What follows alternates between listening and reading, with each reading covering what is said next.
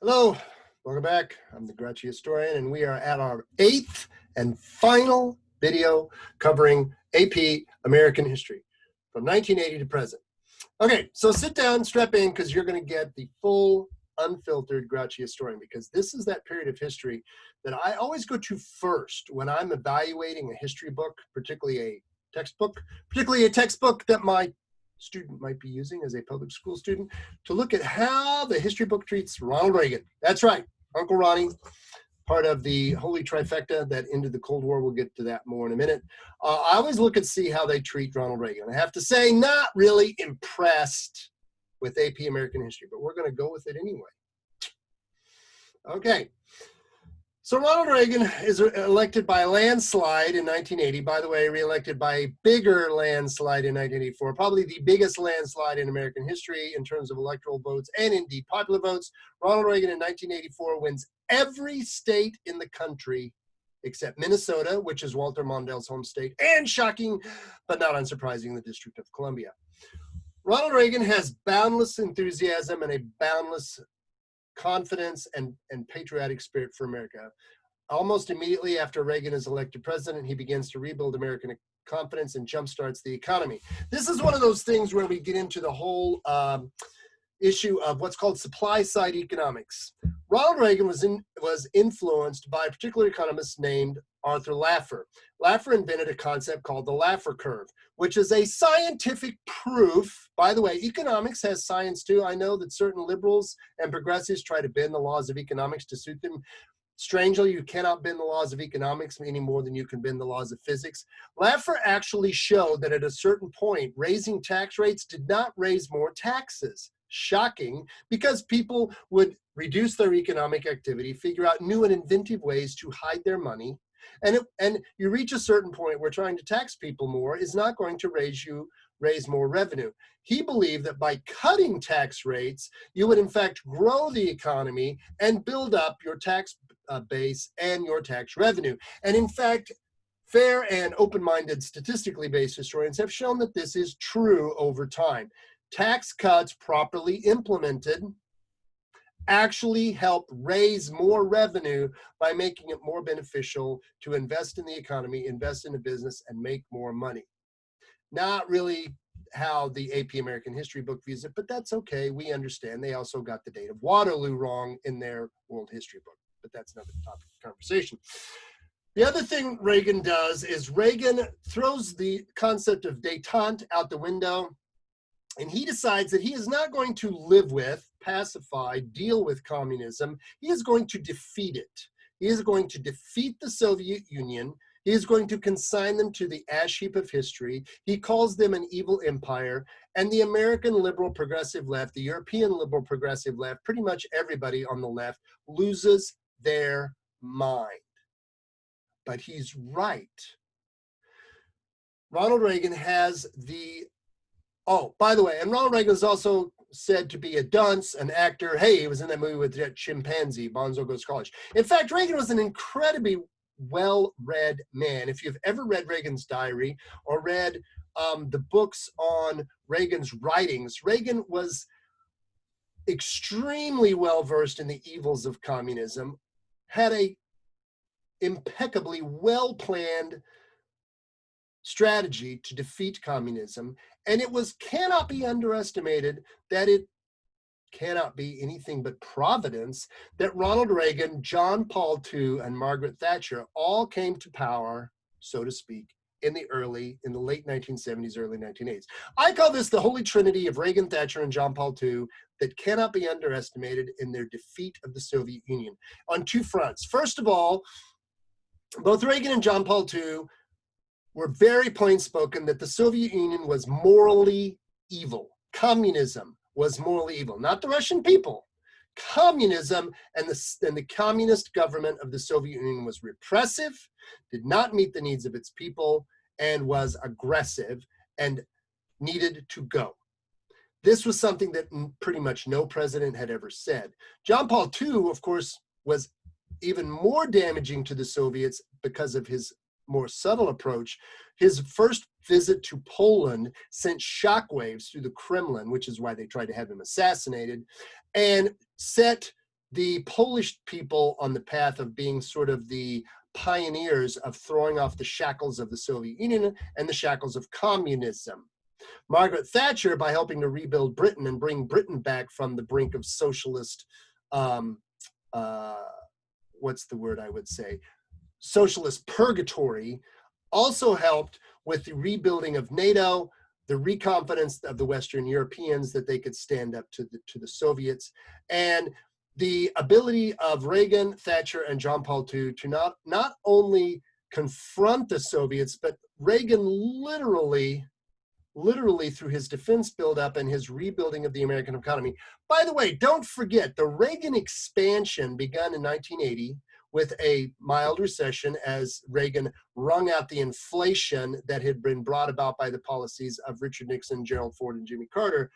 Reagan, the economic buildup that started during Reagan's presidency went all the way almost through the recession of the late 1990s, early 2000s, almost 30 years with a couple of blips there of uninterrupted expansion of the American economy and opportunity for the American middle class. So when you're reading all this great stuff about Reagan in the history book, take it with a grain of salt, because most historians don't like Reagan.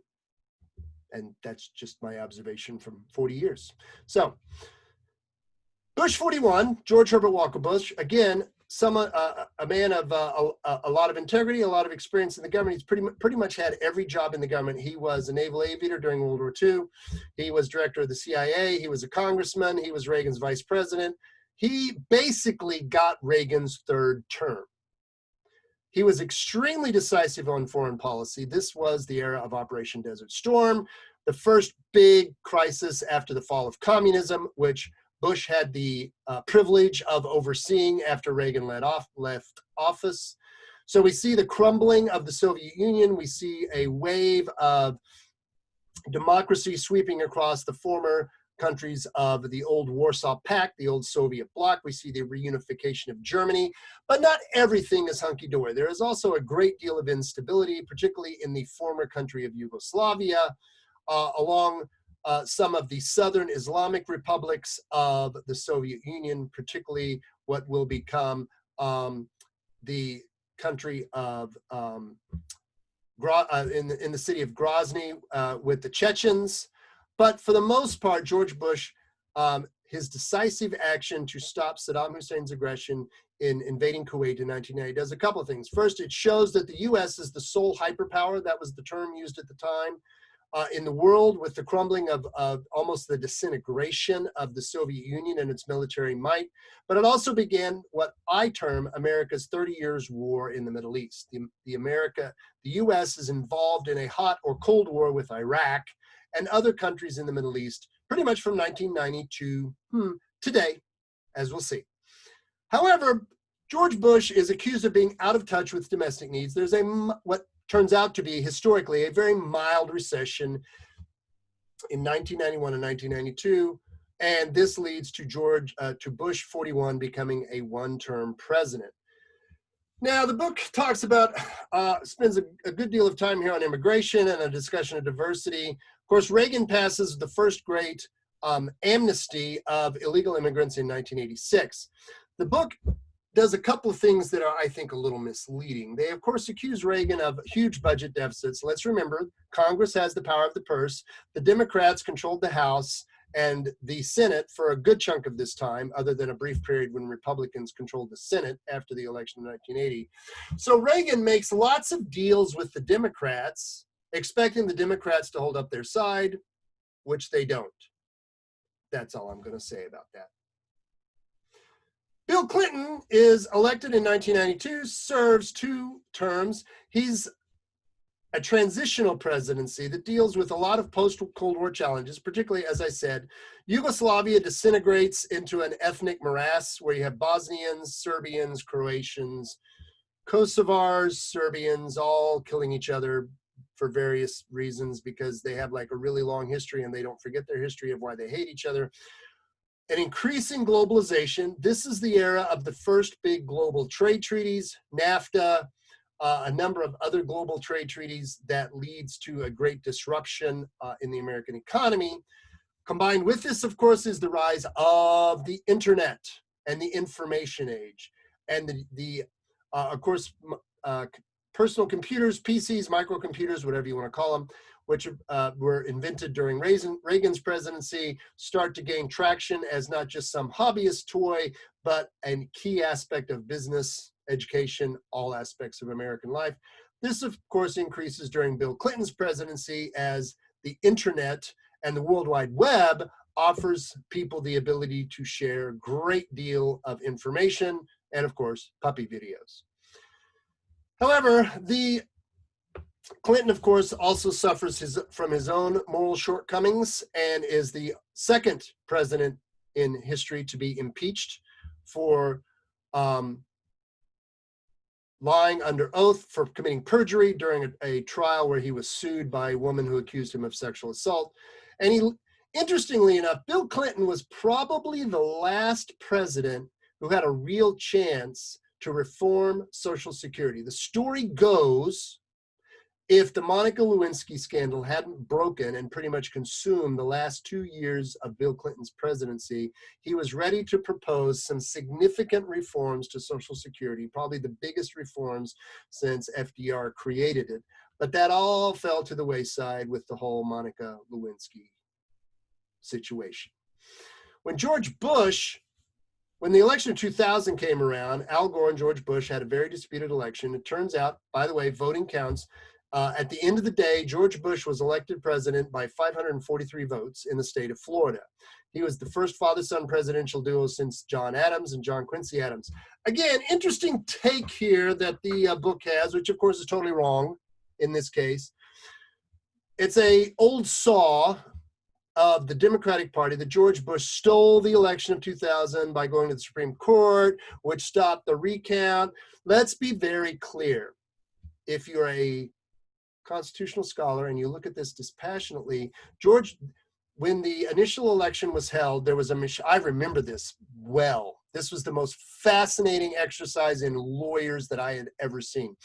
When the vote ended, they did a machine recount because the margin of error was within 1%. So Florida election law said you had to do a machine recount. Okay, so they did a machine recount. Bush still won by a little less, but he still won. Then, of course, the lawyers got involved and they sued everybody. The problem with the recount was, as George Bush so eloquently pointed out, it wasn't the recounting, it was the revoting. The Democrats only wanted to have a recount in certain counties of Florida, which of course were heavily Democrat, run by Democrats. So it was very unlikely that there was going to be a fair and balanced revoting. Be that as it may, a machine recount may be imperfect, but it is impartial. And the machine recount should have been the only recount done in Florida, which still would have left Bush as president. When the Supreme Court stopped the recount, it was the entirely proper thing to do because they were disenfranchising all the other voters in Florida that were not having their ballots recounted. And oh, by the way, all the news organizations eager to keep this conspiracy theory alive pulled all the ballots that were available in Florida during the 2000s and found out that yes, under any statewide scenario, George Bush still won.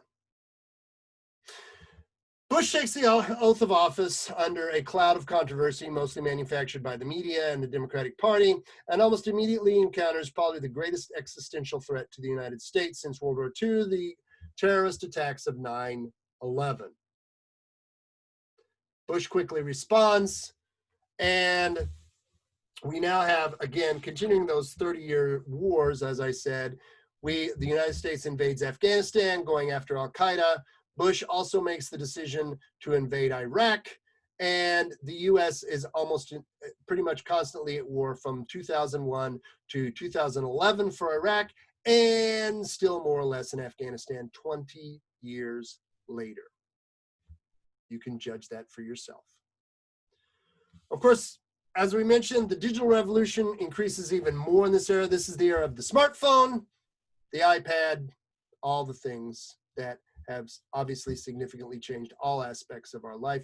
There's changes in work, even before the pandemic, where we see that the information age, the knowledge, they call it the knowledge economy, of course, comes to the fore. And the continuing changes in the roles of women and minorities as they become a greater share of the workforce and education. And you see the women assuming top and a much greater percentage, assuming numbers of political and corporate power positions as we go through to the modern era. Okay, so again, just a few terms and conditions here. Supply side economics, the Laffer curve, which of course they don't even talk about here, but kind of important. The whole concept of supply side economics is based on the Laffer curve. Of course, the two pieces of the end of the Cold War, perestroika and glasnost. Again, the Democrats, liberals, progressives, Marxists, communists try to peddle that it was Gorbachev that ended the Cold War. This is patent nonsense. Ronald Reagan forced Gorbachev to try perestroika and glasnost. Interestingly enough, although the Chinese could make it work, where they were able to meld communism and capitalism into sort of this state-controlled, what I would call gangster capitalism or an oligarchy, the Russians were not able to achieve this, mostly because of their need to have their artificial empire, including Belarus, Ukraine, and the Kazakhstans and the Kyrgyzstans, and those regions that had been conquered by the Russians in the 19th century. They just weren't able to make a functional democratic a market system economy work. Globalism and NAFTA, of course, the disruption of the economy, particularly for manufacturing jobs, what are termed blue-collar jobs, has led to the rise of populism, which is another term that people love to now. Now, of course, the book doesn't kind of runs out, as most history texts do, because they run out, if you're lucky, maybe around 2010, when Barack Obama is elected president. Certainly don't bring you up to speed with current events. But for purposes of the test, I would expect some significant questions on the end of the Cold War, on the rise of globalism and the information age, and the changes in the roles of minorities and women through this era, particularly the issues of diversity and immigration and women, and the continuing arguments over women's rights. So we've come to the end of AP American History. Hopefully you found it useful. Again, it's not a totally comprehensive look. That's why you get a study guide. The study guide, again, I highly recommend it primarily for the practice exams, if nothing else. The practice exams give you a very good sense of the types of questions you're going to have to answer, and most importantly, give you a chance to practice your skills, particularly your time management skills, which are key to doing well on the test. I hope you found these videos interesting. If you have, please do a couple of things. Number one, subscribe to my channel if you haven't. Number two, if you have any questions, comments, whines, gripes, complaints, I take them all. Leave them in the comments, please, particularly if you have questions, so that if you have a question and we can discuss it out, it might help another student as well. And finally, yes, the shameless pitch. Please hit the tip jar on my blog, which is in the links under the About Me side of the page, or you can find them on my Instagram under Grouchy Historian on my links, because there's so much more history I'd like to share. I just need some more books. I know I got a lot, but I can always use more. So please consider hitting the tip jar, and we will see you later.